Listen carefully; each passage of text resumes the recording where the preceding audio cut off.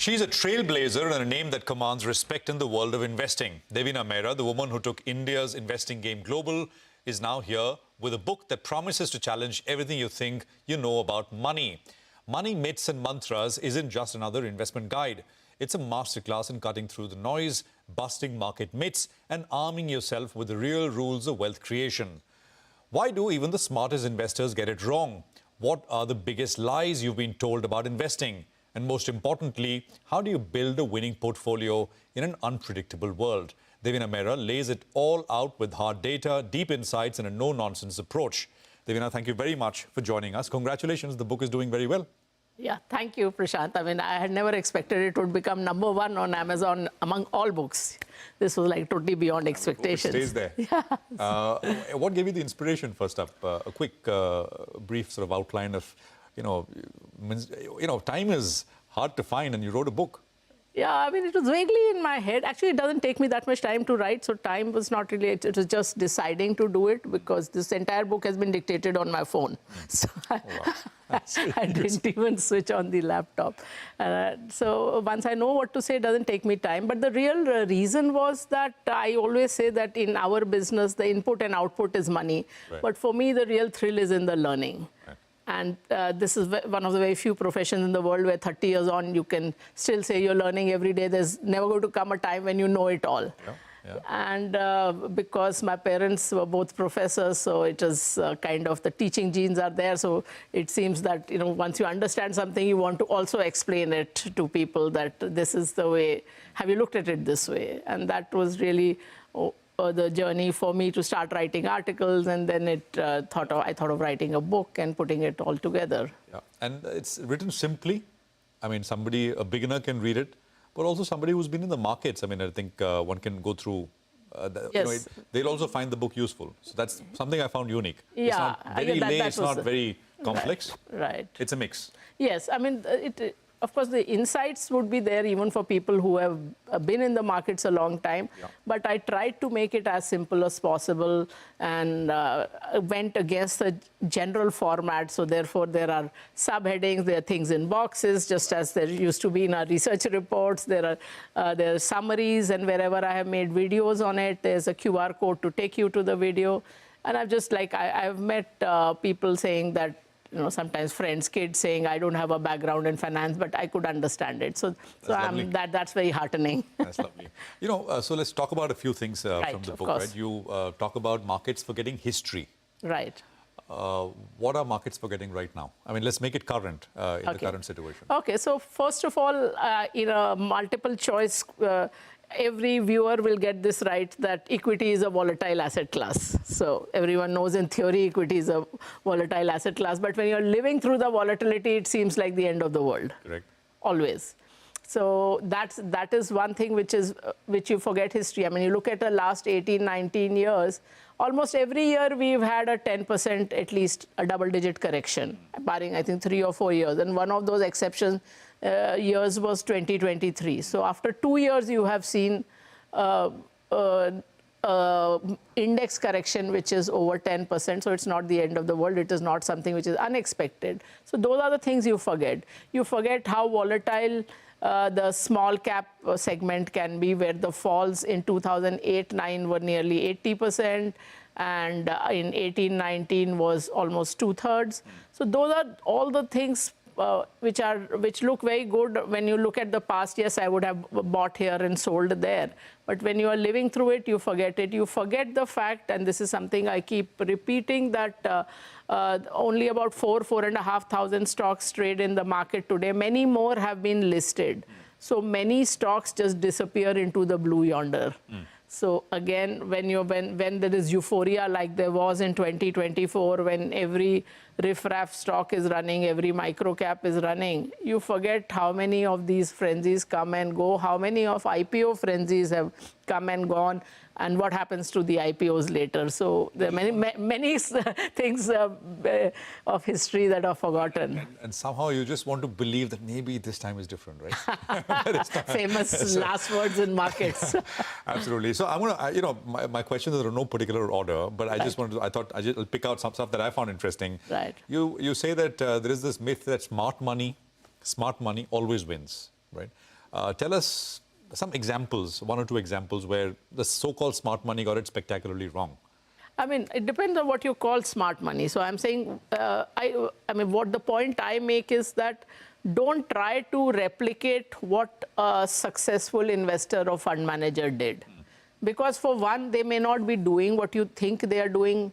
And I'm not giving this as the worst example, but simply because Warren Buffett is the most well-known of the investors, you think he buys and holds. But the data shows he sells 85% of what he buys within 2 years. The majority he sells within 6 months. So first of all, your general impression may not be supported by data. Buffett, you think, well, the guy's been holding the same stuff for 50 years, right? Yes, but that's not always the case. So, and also whether the performance itself is good. I mean, Warren Buffett has also underperformed the S&P for 20 long years. Of course, his underperformance is a little bit. Ray Dalio has been a spectacular underperformer, but people think like he's some kind of guru and you must follow him. All this apart, you are asking fundamentally the wrong question. That it is not that somebody who is rich and therefore classified as smart, what did they do? The question you should ask is that all the people who followed this strategy, what happened to them?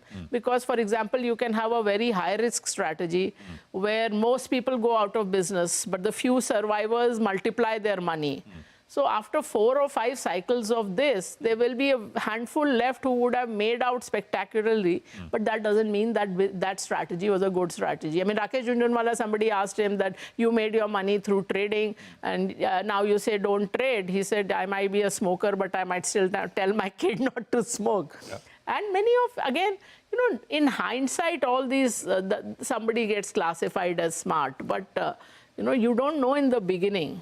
Even that person did not know in the beginning where they would make their money. Yeah, yeah. And of course, I mean, past success does not guarantee future. Of course. I mean, that is why, I mean, one of the people who many people like to follow is Peter Lynch. And I say that Peter Lynch, I give him credit not for his stock picking, but the fact that after a 14-year spectacular run, he knew that this is not replicable. And he retired in his mid-40s. You know, as early as that, because he knew that was a particular time in a particular market and that will not be replicated. So I give him a lot of credit for that. Getting out right at the top. Yes, exactly. You know, you say investing is a loser's game, right, in the book. What do you mean by that? So this is an old article of Charles Ellis, I think it's a 1970s article, that, and it's a mind-opening article that goes beyond investing, which is that everything in life is either a winner's game or a loser's game. So either you play, you know, superbly and aggressively to win in a winner's game, whereas in a loser's game, you play not to lose. So, for example, aviation, in J.R.D. Tata's time or Charles Lindbergh's time, it was an adventure sport. It was a winner's game. That famous flight, Karachi, London, you know, there some part didn't work. He wound a wire around something and made the plane fly. He missed airfields altogether and so on. But now there's only one way to fly the aircraft. Go by the checklist, make no mistakes. Yeah. And so also, I mean, tennis at a Grand Slam level is a winner's game. At your mohalla level, you should play not to lose. It's a game of attrition. Yes, exactly. Exactly. So same thing with investing. Maybe in our grandparents' time, it was a winner's game when information was not generally available. Getting annual reports was a problem. There were no Excel sheets.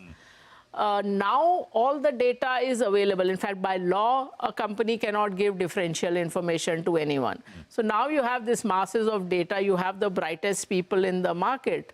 Now you have to play not to lose. Not to lose doesn't mean that you never book losses. In fact, you have to book losses by having stop loss, for example. By taking the small losses, you have to ensure that you don't take a huge and crippling hit on your capital. So you win if you don't lose. So. But it's not, I mean, the idea is not to go completely defensive. It's not about buying defensive companies. I mean, that's the... No, because those themes come and go. I always say in the markets, no theme lasts forever. No asset class, no country, no sector, no investing style for that matter. You emphasize the need in the book for global diversification, right? Yes. And many will say, well, this is the fastest growing economy in the world. Right. So why do it? Okay, two things. For one, I always give this statistic that when I started working, the dollar was 12 rupees. So there's been an 87% depreciation in the course of a single career. So when you're talking of your long-term financial goals, 10-year, 20-year, 30-year hence, there's no way you can forget this fact. So that's one. The other thing which you said about fastest growing economies, which were the fastest growing economies in the 90s? They were the Asian tigers. Right.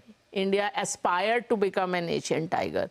And then came 1 year in 98, 99, when in 1 year, in dollar terms, all those Asian markets were down between 50% for Taiwan and 90% for Indonesia, and Thailand, South Korea, et cetera, all in between that 50 and 90. And that was a wake-up call for me. But that was the reason why I went global, why First Global became not just the first Indian, we were the first Asian members of the London Stock Exchange in 99. And so that was one of the reasons why. The other was that, I was bored of the same old companies. But coming back to this, that was a wake-up call because I had worked in Indonesia for a few months in my Citibank days. And I said, today, if I was in Indonesia, my net worth would have been wiped out by 90%. And this is the danger of having all your eggs in one basket. So you call it single country, single currency? Yes, CARS. Single country, single currency, single asset risk. So let's say you are only in Indian equities. So that's like being in India in rupees, in equities. So that's putting all your eggs in one basket. That you should never do. And over a period of time, at least 30-40% of your investment should be global. And global doesn't mean the US. US is not the world. It has been doing very well for the last 10, 12 years. It will not always do well. There have been periods when your US has underperformed hugely. 2003 to 7 is a good example. Emerging market index itself went up 3.5, 4 times. India went up 6 times in that period. And US was an absolute laggard. So leadership changes, so it should be truly global. And because it's a cause for me, I mean, we have a product that is truly global that starts at $10,000, only 8.5 lakh rupees. Because I think Indians do not think global enough. And part of the reason is that we did not have this avenue when we were growing up. Right. There was no, you could not send capital abroad till a few years ago. I mean, it's allowed now to up to a limit, etc. And mutual funds also. But I mean, the limit is very generous. Right. I mean, it is 250,000 per person per year. That is, I mean, a family of 4 can send out $1 million every year. That's like way above the limit anyone requires other than the family offices. Devina, stay with us. I'm going to take a very quick commercial break here. Let's take that break. Stay with us. And we are in conversation with Devina Mehra. We're discussing the very interesting book, Money, Myths and Mantras. Stay with us.